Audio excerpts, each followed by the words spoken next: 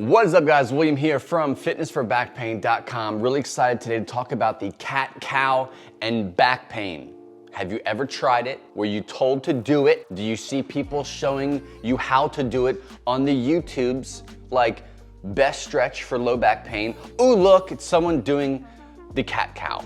Has been your experience? If that has been your experience, that's what we're talking about today, and I'm really excited to kind of unlock or break this thing wide open to give you some pros and cons of the cat-cow, along with whether I think you should do it, and if you're going to do it, how you should do it, especially if you have low back pain. You'll be very surprised to hear what my experience has been with the cat-cow and how we need to stop following the mainstream stuff, break away, and start to challenge some things. We're gonna talk about that here today. If you've been watching any of my videos for any amount of time, you'll probably get the idea that I'm not a big fan of stretching. I think it's a very overprescribed thing when it comes to low back pain. It has its place, but I feel like that place is small when it comes to getting or using it for actual long-term relief. If you're looking for a way to look at low back pain relief with stretching taken out, if you've been using stretching, it's not working, I highly suggest you go pick up my back pain workshop. It's completely free. It's video based, so you get to chill, eat some Snickers and some popcorn, and then just watch and have your mind blown when it comes to what actually works when it comes to applying exercise to chronic low back pain and the results that you can get if you do it correctly. And the workshop shows you how to do just that. You can get that at fitnessforbackpain.com/back pain workshop. It's free, it's yours, go get it.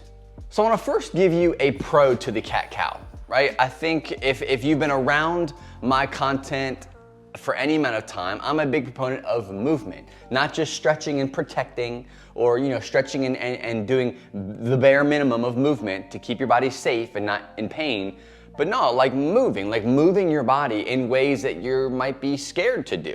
Right? Like whether it be bending over, extending, or twisting, or bending from the side, or reaching and twisting, all the weird things that our body is required to do on a daily basis. I encourage that, but when it comes to a highly sensitive low back, you're like, bump that, I'm not gonna do that because that causes me pain. So what we have to do is find ways to move the spine, move the body in a non-threatening way where you can kind of do a Jedi mind stuff, where you're thinking through what you're doing, you're navigating a specific type of movement, but at the same time, you're doing it in a non-threatening, welcoming way. Because that is the key to getting long-term relief, is doing these fearful or scary type of movements, but doing them in a way where your body and mind can relax while you do them, so that the threat of them, doing them during real life, like chasing your kids or doing things at work or whatever you may do, that you really can't think to like, oh, I gotta slow down and like brace and all that.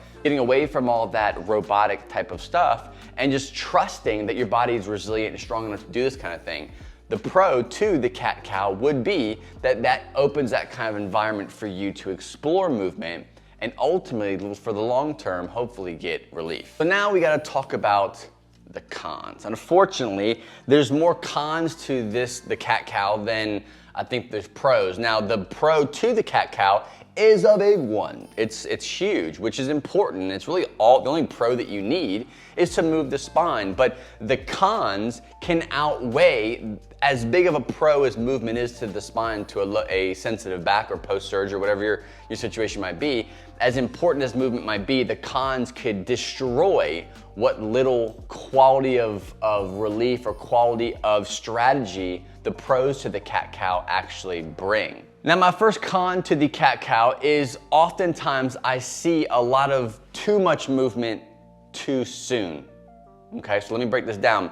You are brand new to the back pain space. You're like, my back is smoked. It's been smoked for years. Doctors can't give me solutions. I don't want to have surgery, yada, yada, yada. So you start going online and you find someone showing you how to do the cat-cow or cat-camel, whatever you want to call it, and you do it, you're doing it at the capacity that they are showing you how to do, right? Because ultimately, flexing the spine and extending the spine shouldn't be that threatening of a situation. But you, who is highly sensitive, you're watching this yoga master or whoever it is who's telling you to do this cat-cow, and you're seeing them go into full flexion or full extension, or going to these end ranges of flexion and extension that are just way too much for your specific situation. So this causes you to go too much too soon because you try to achieve those same end ranges because you're like, dang, that looks good. I bet if I did my low back like that or like this in flexion, and I'd get that stretch. Oh, it feels so good. My spine feels so mobile. Let's do it. So you do it and you're stuck with pain and flare-ups afterwards. Which leads me to my second con of the cat-cow, and that is the flexion and extension intolerance, right? Because everyone who has low back pain has some level of pain or tolerance with flexion and extension. Some people might be more flexion intolerant or extension intolerant, and you might be both. So it doesn't matter where you're at. Ultimately, what you have to understand is the con to the cat-cow is going to emphasize those intolerances. Okay, so let's break this down. You are on your hands and knees, you're gonna start doing this. You already know that you're flexion intolerant, but you see that the yoga master or whoever told you to do this cat-cow is doing it at the end ranges, so you're like, let's do it. So you go do the flexion and you go to the extension and you go back and forth and you really try to highlight that pelvic tilt. You're trying to get your entire spine to do like this snake-like thing because that's how you ultimately do the best looking cat-cow, but then it causes pain. Ultimately, what happens is you're tapping into highlighting the intolerances that you have. So if you are pushing into your intolerances, whether it be flexion, extension, or both, it's going to cause an increase in sensitivity. But as long as you're staying within your threshold of pain, you should be good, and we're gonna talk about that here in a second. So the last con to the cat-cow, before I jump into showing you what you should do and how you should be doing the cat-cow if you are specifically in pain, is it brings a false sense of relief. Like all stretching pretty much does, is it taps into like what's called your stretch reflex. It's what happens to your body and muscles after you have stretched them. It releases feel-good hormones, right? It feels good. You're like, dude, this is awesome. Let's keep doing it. Let's stretch more. Let's stretch further into what we're trying to stretch. Maybe we'll get more lasting and more intense relief by doing it, and it's just not the case. So what happens is you push these end ranges on this cat-cow due to the stretch reflex that we're dealing with, those feel-good hormones. You're like, yo, that movement felt great. I should start doing it every morning. I should start doing it every night or multiple times a day. And now you're doing it all the time, and you might get a little less pain because you're really tapping into that stretch reflex. So you're kind of getting relief, but it's not lasting relief. And you notice that when I stop doing the cat-cow, my pain is more elevated, right? My pain is higher, it's worse, or it goes back to what it used to be before I started the cat-cow. So we think, oh crap, now we have to always do the cat-cow, and that's the problem with stretching, and it's that false sense of relief that stretching can potentially bring. So we have to be mindful of what we're doing. We have to be mindful of how aggressively we're using the cat-cow or any stretch for relief. And if you're gonna do it, let's do it right. Join me on the floor for a demonstration. All right, so there's nothing crazy different from the cat-cow that you see online and people demonstrating it versus what you should be doing or shouldn't be doing. The cat-cow is a cat-cow, right? There's not a secret, way of doing it that's gonna give you a different type of result. It's more about the ranges that you're pushing to and your mindset while you're doing it. So I'm gonna demonstrate the cat-cow that I have used in the past. I do not do this cat-cow anymore, so if you feel like you need to do it, keep these few things in mind. If you're like, you know what, bump it, I'm joining the bandwagon, then just don't do it. And there's other things that you can do that can promote movement in the spine without causing more pain or giving that false sense of relief. So when it comes to the cat-cow, what I like to do is first take a few deep breaths when I'm in this position. Oftentimes being in this position here, this overextended position, causes discomfort for a lot of people, right? They might have facet joint issues, they might have some instability in the lower back, and that just highlights it. I know for me personally, rupturing my L5-S1 disc, not having it fused, I have no idea if it has naturally fused itself. I haven't had an MRI in probably about 8 years, but I know that resting in this overextended position isn't good for me. So what I suggest people do is try to find that neutral place and have a slight brace, nothing too crazy, allow my body to naturally do it, trying to keep that neutral position. From here, I'm gonna take a few seconds and just relax and try to get everything to just chill out, right? I'm not trying to like overprotect my low back. I'm not bearing down on my stomach too much, just trying to relax. From there, I will gently go into extension, small amounts of extension, and I will gently come out and go into flexion.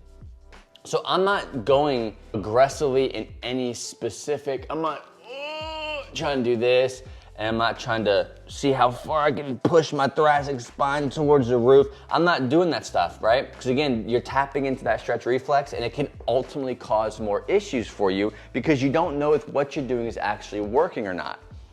So instead, if you sense, as you're going into flexion, you sense a lot of low back tightness, pushing into that low back tightness isn't necessarily going to help you. If you have chronic tightness back there, doing that stretch is just gonna cause things to clamp down more once you're done. So once you're at that, if you do experience, if you're into that flexion, you're push, and you start to experience some low back tightness, there's two things I like to do. One is try to just relax, right? Try to get those muscles to turn off as much as you can. It's not gonna be easy, it takes practice. Get it to relax. There, what I can also do is I'll actually just sit back, right? So I'm not sitting back like this, but if I want to push the ranges of this stretch a little bit, I'll just sit back with my spine still flexed, and you'll immediately start to feel that tension build up and that tightness. Again, you have to be the grade of your own, exercise choice and how far you want to push. If you're just getting tighter and tighter and tighter as you're pushing and you just really feel that tension back there, I wouldn't push it. I know there's so many people who can segment their spine so well where they can turn their pelvis and push, and almost go vertebrae by vertebrae and do the cat-cow. I can't do that, nor do I care to be able to do that, nor do you need to be able to do that if you want to get relief. The same thing goes when you're dealing with extension, right? So if I've gone to the flexion, now I'm coming back into extension, you have to look around and see how your body's responding. I don't suggest you just go dip right into full extension.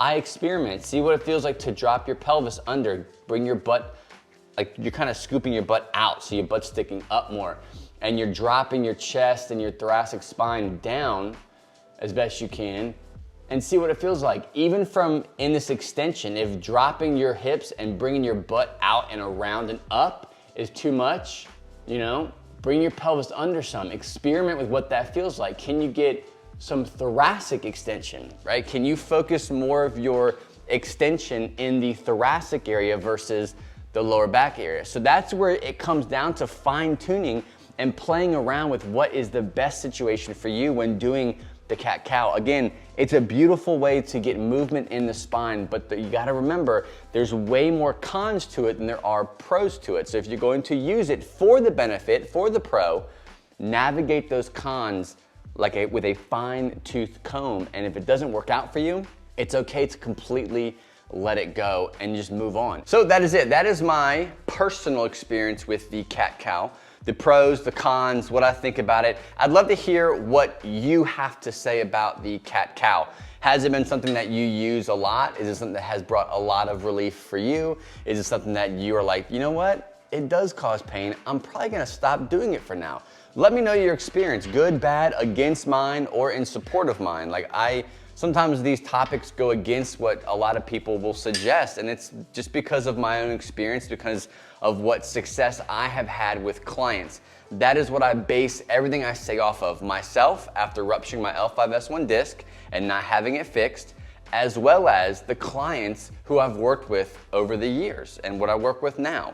So take it for a grain of salt. Again, if you're looking for a stretch-free approach to chronic low back pain relief, you're trying to get on the right path, the best first steps you can take is check out the back pain workshop. Go to fitnessforbackpain.com/back pain workshop, and it is yours entirely free forever. You can watch it as many times as you want, take notes, and use it the next time you are in the gym. Thanks again for watching, guys, and I will see you on the next episode.